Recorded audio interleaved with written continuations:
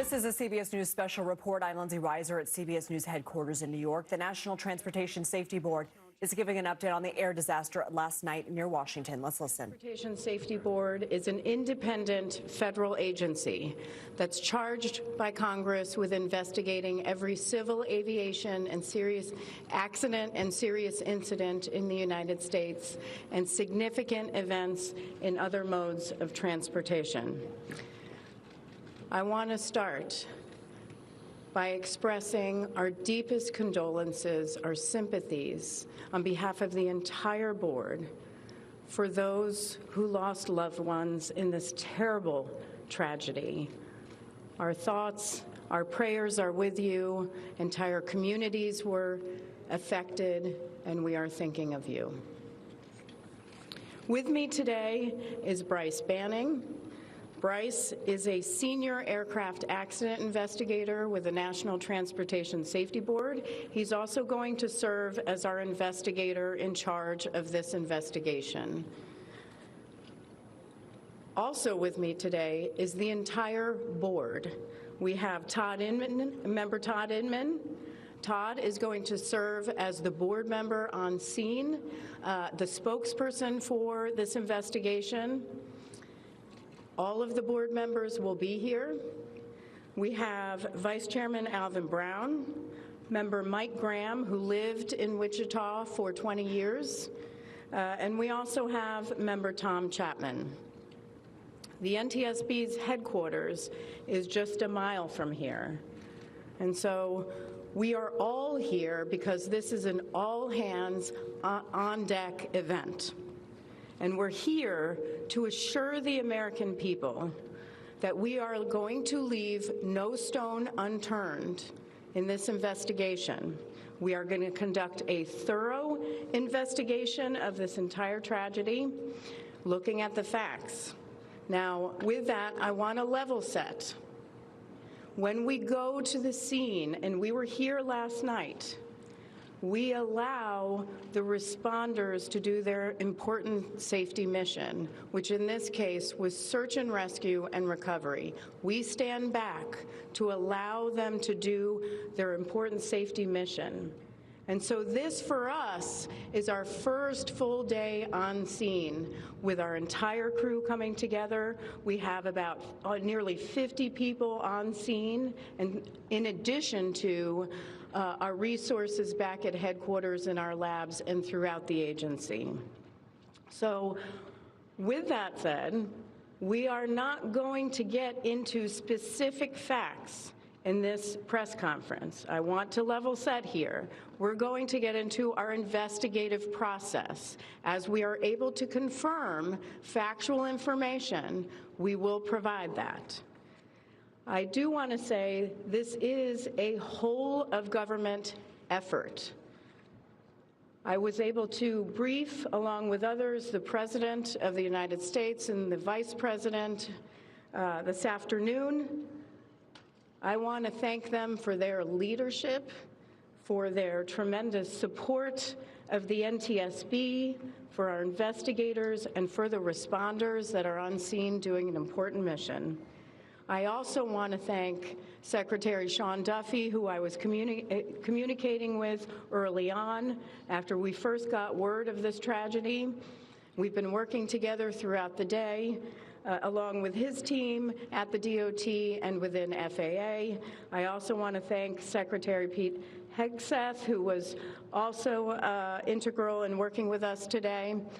Chris Rocheleau, the acting administrator of the Federal Aviation Administration. We've heard from many members of Congress on both sides of the aisle, and so I will say this is a tremendous, one more time, whole of government effort. I also want to take a moment and thank the many, many responders that have been on scene. It has been an incredible effort, and I will have a full list that I will provide, that we will provide tomorrow, but I do want to thank them for all their work. With that, I'm going to turn it over to Member Inman for additional remarks.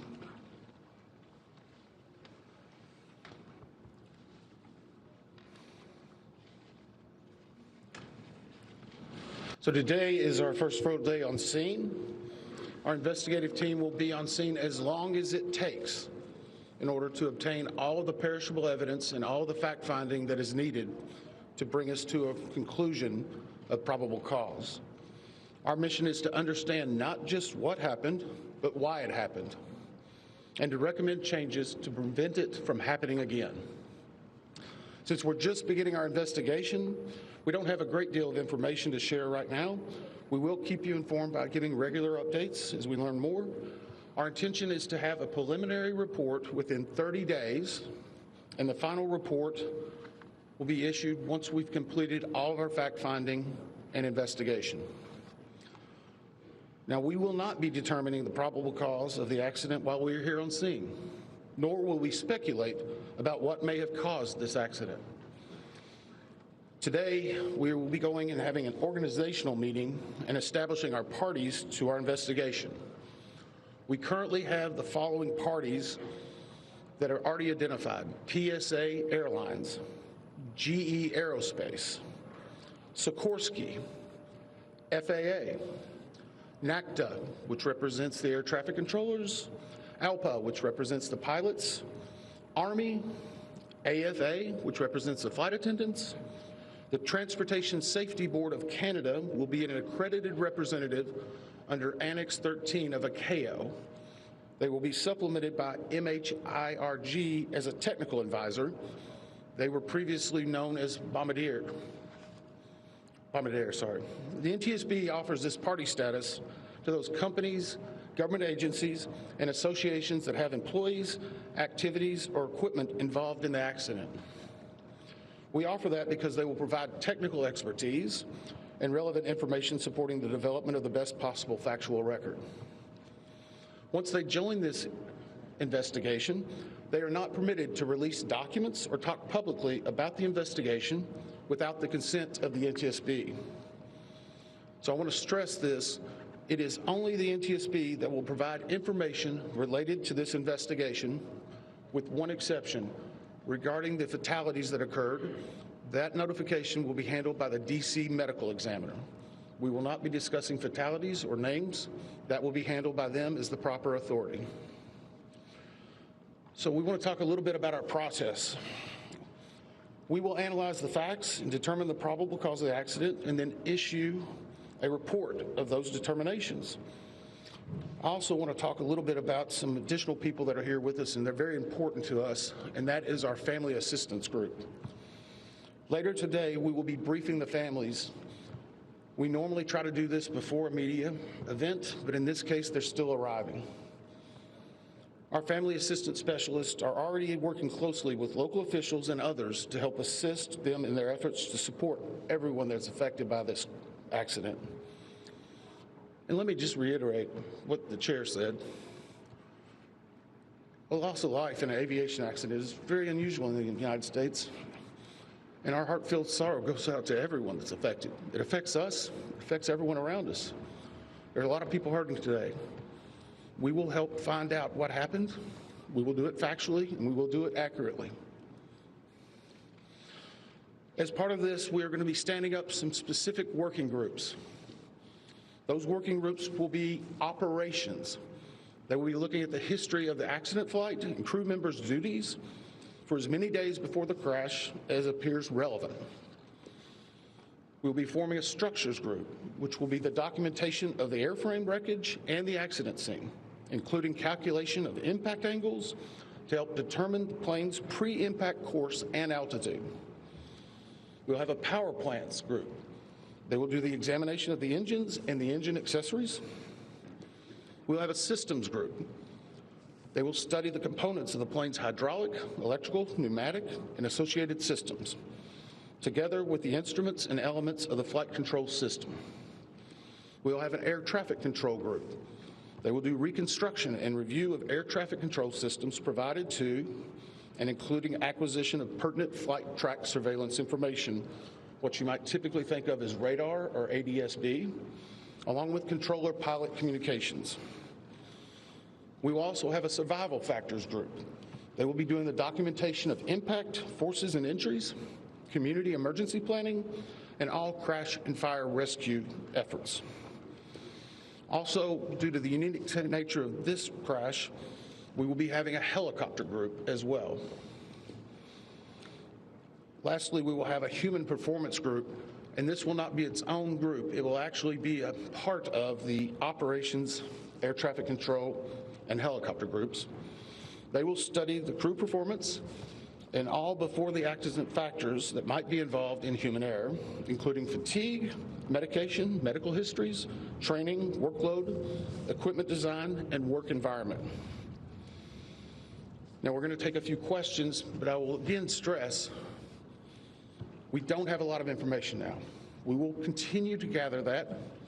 We will try to release it as we can, but we will only talk about the facts of the case that we know right now. I'm going to ask, we'll call on a few people. I'm going to ask that you state your name and affiliation.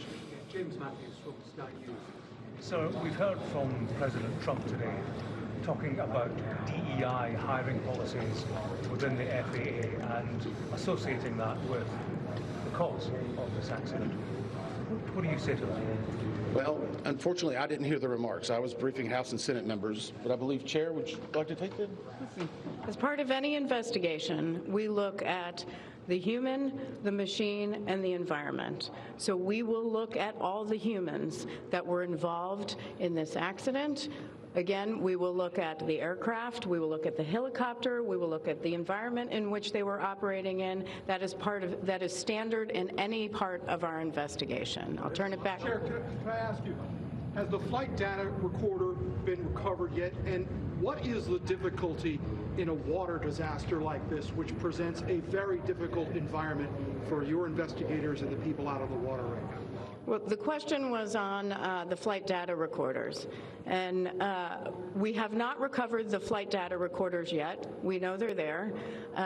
They are underwater. This is not unusual for the NTSB.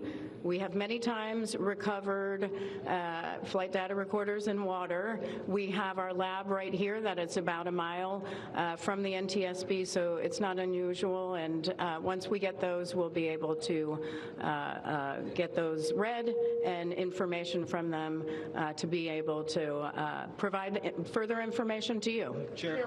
I'm going to turn it back over to Member Inman. Hey there, Skylar Henry with CBS News. Earlier today, Defense Secretary Pete Hegseth said a mistake was made last night. Based off of you all's initial investigations and preliminary findings, have you all been able to tell whether this was human error or mechanical failure? The question was, is there been human error or mechanical failure? We don't know what we know just yet. We do not know enough facts to be able to rule in or out human factor, mechanical factors. That is part of the NTSB investigative process and where all of these groups will come together. It's one of the reasons why the NTSB is known as the gold standard. We will take the time that's necessary, but I'd also like to reiterate, if we find something that is a significant issue that warrants immediate action, we will not hesitate to make those recommendations and make them public. We have a good track record on that, and we want to continue doing so. Sir. Hello, Sir. Tom Costello with NBC News. Does it hurt your investigative process, maybe for the chairman, does it hurt your investigative process to have the president already suggesting possible causes here as you try to keep an open mind and begin this investigation? Gotcha. Tom, with all due respect, I think the press also likes to state what probable cause is before we get to the probable cause. So what I'm going to say is you need to give us time. You need to give NTSB, it's not that we don't have information. We do have information. We have data. We have substantial amounts of information. We need to verify information. We need to take our time to make sure it is accurate. That's best for you. That's important for the families. It's important for legislators who are seeking answers to try to figure out what they're going to do about this. And so it will take time. We do have a lot of information, but we need some time to verify that. Yeah, Member Chase Williams with Fox Business. I'm wondering about the conditions in the tower last night. Were there any performance issues in the past with any of these controllers? Anything of that nature? The question is about controllers. As I said, we're just now forming the groups. The controllers do have union representation, which they are entitled to. They'll be working with our party system and our party groups. They'll be conducting interviews. Those interviews will need to be analyzed, transcribed, and other team members will need to look over it. It'll be a long process, but we will go through the entire history. Michelle Ray, The Independent. My question is for the chairwoman.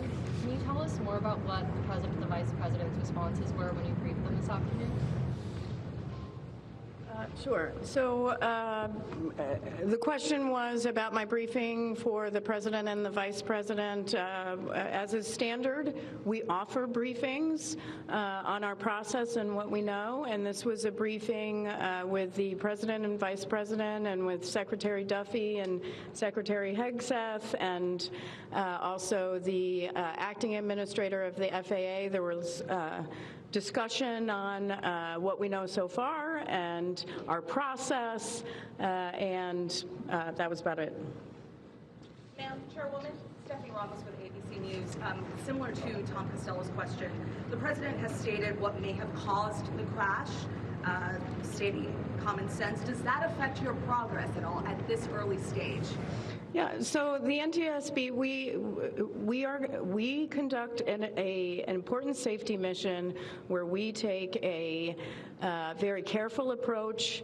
I'm sorry, the question was on speculating during investigations, which is we often hear about. What I will say is we look at facts on our investigation, and that will take some time. And at some point, we'll be able to provide that factual information, as Member Inman said, and provide that hopefully tomorrow. Hang on a second. Dave. Have you been able to retrieve the black boxes from the helicopter? Has the military decided whether they're going to read those to the NTSB? And what about the ATC tapes? Have you guys been up? So the question was about black boxes, which are referred to as black boxes, which are typically orange. We have not recovered any of the boxes involved yet. We feel comfortable and confident that we will be able to. Right now, recovery of life is probably most important in those that were involved. I mean, there are still ongoing recovery efforts involving the fatalities involved, along with some debris is coming out as well. We will make sure that that perishable evidence is maintained. We have a great process for that. We will probably have more than one black box, so to speak. It's our understanding that the Sikorsky helicopter is equipped with some form of recording devices, and those will be read either by the DoD or by us. We have a good starting relationship with them, and we've already made agreements in order to be able to do that. So I feel comfortable in what we're going to be doing. The other question was about air traffic control. We received a very large package of information from the FAA at about 3 a.m., I believe, this morning. That is still being reviewed and analyzed. I would say there's a lot more information that usually comes in that than what you might find online and people might speculate about. And that is part of that overall process where we take the time to get the information correct and to make sure all the parties are engaged and involved and can fact check that information. One. Gabe Cohen from CNN. Can you tell me if the NTSB has reviewed this FAA internal report that has been cited by the New York Times indicating that the controller that was on duty at the time of the crash was doing a job that's usually done by two people? We have not reviewed any specific reports about the controllers at this time, at least from the leadership team. Our investigators are continuing to pull all that information, their personnel records, their files, where they were at, whether they were fatigued. All that information will be part of that investigative process. But right now, we can't speculate on anything that may have been reported in the media until we get the opportunity to validate and understand how it impacts the investigation. We're going to take just a few more questions. Let's follow up on that. Sir? Yeah, Oren Khan, Beaver Magazine. What's the process and logistics like of bringing the families in? Are they coming into the airport? And how are you going to sort of treat the sensitivity of bringing them to the place where this tragedy happened? So the question is about the families. And many of those families are still en route. Some are still being notified from both the military and from the commercial crash.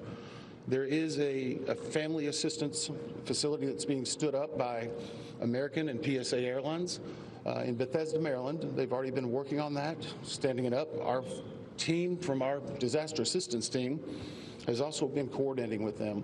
We plan on briefing them.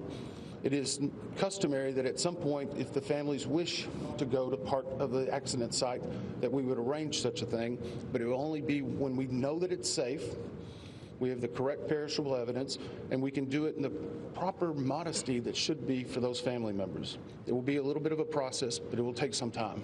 Sir, to follow up on the air traffic control system. No. Sir, or are you?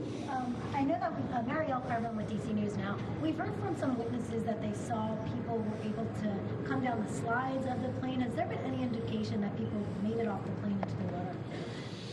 Well, again, we will not speak to the fatalities. The D.C. medical examiner will, but I think the D.C. fire chief this morning very succinctly said correctly that we believe there are no survivors.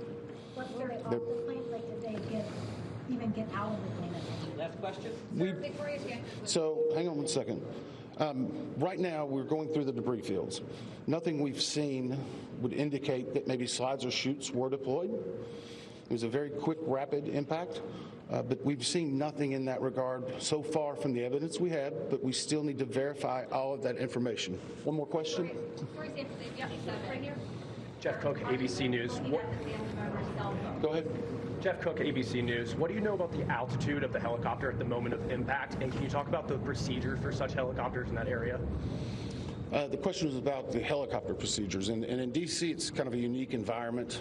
We've been getting briefed more and more by the FAA. I'm not an air traffic control specialist, but they're actually helicopter zones, if you will, or tracks.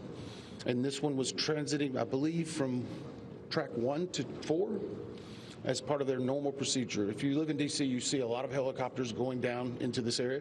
So there's a very well-defined system in that regard. As far as altitude, until we get the additional information, we can't validate or basically corroborate any of that until we get more of the electronic data and the data that's on the plane. I do want to clarify one question that also came about cell phones. You know, in today's age and time, a lot of electronics and other devices do contain a lot of different information. We've found on a number of our accidents that we actually are notified through a smartphone that may sense that. As part of our process, we will obviously treat all of the effects of the deceased with dignity. We are already starting to pull that information together. If we feel that it's necessary to find or pull some of that information, we will work with the families and make sure we do it in a manner that's respectful for them and their privacy. But right now, we don't have any plans specifically on that amount, on that area until we need to. Thank you very much.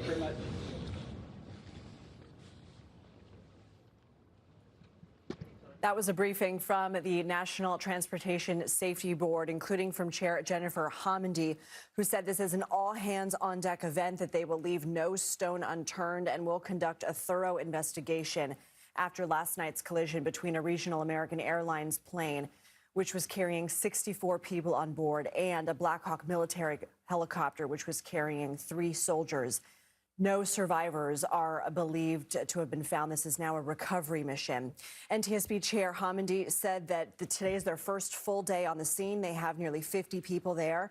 She said they wouldn't get into specific facts, only talk about their process. We did hear from an NTSB member, Tom Inman, who is serving as a spokesperson for this, and said they will be determining probable cause, not just what happened, but why, and also recommend changes. He said they will have a preliminary report in 30 days. Did not give a date for a final report, but said that they will be looking at everything, including looking at the helicopter, looking at air traffic control, looking at the pilots on the plane, whether air traffic controllers were fatigued.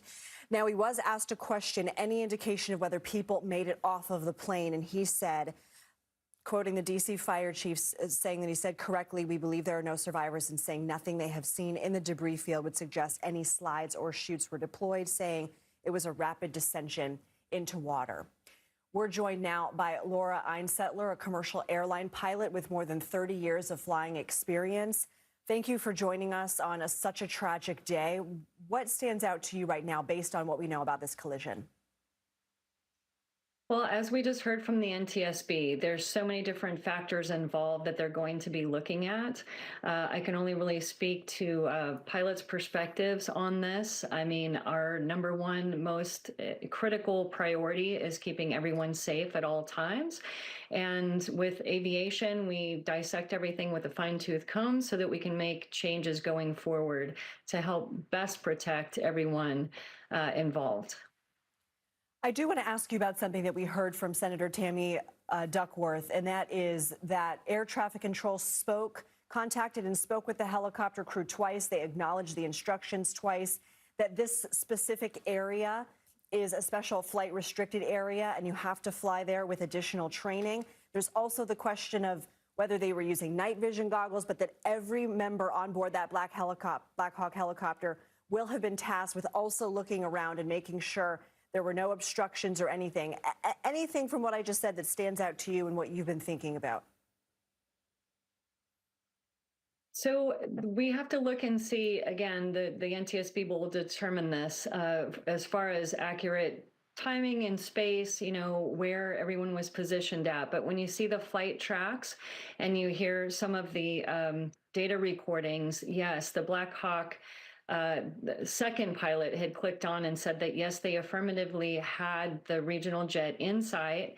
And so that's something that they're going to look at. You know, was it obviously a definitive thinking that they had it in sight and could have been misconstrued as something else? Those are the things that as pilots, we're always looking around, making sure that everything in our environment, what we're doing, how we're operating is safe. So everyone, you know, in aviation, you always work toward making everything as best and safe as possible. We learn from these things and we make those changes.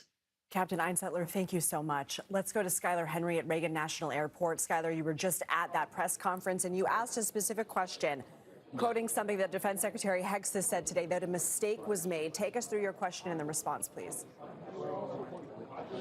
Yeah, well, we asked member J. Todd Inman about exactly what those mistakes could have been that Defense Secretary Pete Hegseth was referring to earlier today. I asked whether that was a human error or whether there was some sort of mechanical failure. But what we have heard from the NTSB time and again over the course of this press conference was that they are going to be meticulous and make sure that they move through this investigation thoroughly and slowly and before they release any of their findings, which they say will be released within the next 30 days. Now, as for how they are going about this investigation, a series of steps, including probable cause. They also say that they will be performing a series of groups to try to reconstruct this scene and reconstruct this accident altogether. They say that they will be working with groups, looking to create structure groups to talk about impact angles and also talk about pre-impact coursing and also the altitude of not only that commercial regional jet, but also of that Black Hawk helicopter. They also say that there will be a systems group where they will go to and look at the air traffic control systems and review that, the radar, so to speak. And they say that they will look at also the human performance group that will talk about how everyone was doing, whether that is the pilots themselves, air traffic control, to ensure that this is an investigation that is as thorough as possible. But one thing that I should point out, Lindsay, is that the NTSB has still said that they are still bringing family members here to the airport. They have not yet been in contact with everyone who could be next of kin for those who may be on board or may have been on board either of those aircrafts. And so they say that they are still working to try to get into contact with them. We know that there are some certain high-profile names that are part of it. We also know that there is an international component as well. So we will see what happens as these families get the news here later on today. Mr. Inman also saying they have not yet recovered the flight data recorders or the helicopter black boxes, that this is still an active recovery mission. Skylar Henry, thank you. Let's go now to senior national security correspondent Charlie D'Agata. Charlie, you have more on the helicopter involved in this collision. I do, yes. This is a background briefing from an Army representative. Pardon me while I read my notes. This is a very experienced crew. It's been described as they would have been familiar with that route. I'll get to that in a minute. One pilot had 1,000 flying hours. The other had 500. They described it as a relatively easy corridor. The maximum ceiling over the river at that part of the river is 200 feet. Didn't want to speculate at what altitude or height the the helicopter was flying. There was some question about night goggles and night vision that came up as well. And there are two arguments about that. One, they can help in a low light situation, but they can also hinder because it robs you of your, broad perspective, looking out and seeing what's happening. So I spoke with a former Black Hawk pilot a few moments ago who ran those very routes. He was part of that battalion. And he said this is very common. It's part of their training. It's part of what they do. Because a lot of question marks have been, why are helicopters flying so close to Reagan National Airport at that sort of level, elevation or altitude? But this is what they train to do. They train to move individuals from point A to point B, oftentimes along the Potomac. And they are also trained to do that if they should need to do that in an emergency. Because if you haven't been to the D.C. area, it was an eye-opener for me. They're up and down the Potomac all the time and right around Reagan National Airport. So that is not unique. That's a relatively common thing, as it's been described as routine, and they would have known that route. So really, you hit the nail on the head. It's not just what happened. That's pretty clear. It's why. Charlie, I have to be quick with you, but you mentioned the maximum ceiling over the river is 200 feet. What does that mean? Yeah, so that's as high as helicopters are supposed to go within that window, because the river is broken down into a couple of sections when it comes to where the helicopters are flying. And as it was described from that Army representative, that is as high. That's the top of the ceiling that they can go, 200 feet. Okay, Charlie D'Agata, thank you. Tom Hansen is at the Ashburn Ice House, where he's been speaking to the very tight-knit community there. Tom, please explain to us why you're there, what we know about some of the victims, and what you're hearing. Yeah, Lindsay, well, it's an incredibly somber scene here today. As we got here, we have seen a steady flow of people going in and out of this skating club. As we know, many of the people who were on this plane were elite ice skaters, figure skaters. And so what we've seen are people bringing flowers, other forms of condolences to really honor the people who are believed to have passed away, a growing memorial on the inside of this skating rink. The people that we've spoken to, relatively young, I should point out. One 14-year-old says that she believes that she has lost several of her best friends. Another ice skater as young as 10 years old saying that they believe they know people who were on this plane. We're talking about competitors. We're talking about parents. We're talking about potentially coaches being on this flight. One other mom and daughter that we spoke to said that they were on a flight just minutes before this plane landed. They had landed from a similar path to Wichita, from Wichita to D.C. So also experiencing some disbelief and survivor's guilt. This community absolutely reeling from this devastating loss, Lindsay. Tom Hansen, thank you so much. Our coverage on this national tragedy, the crash involving a regional American Airlines flight and a military Black Hawk helicopter taking place last night near Reagan National Airport. Our coverage will continue on CBS News 24/7, your local news, and tonight on the CBS Evening News. This has been a CBS News Special Report. I'm Lindsay Reiser.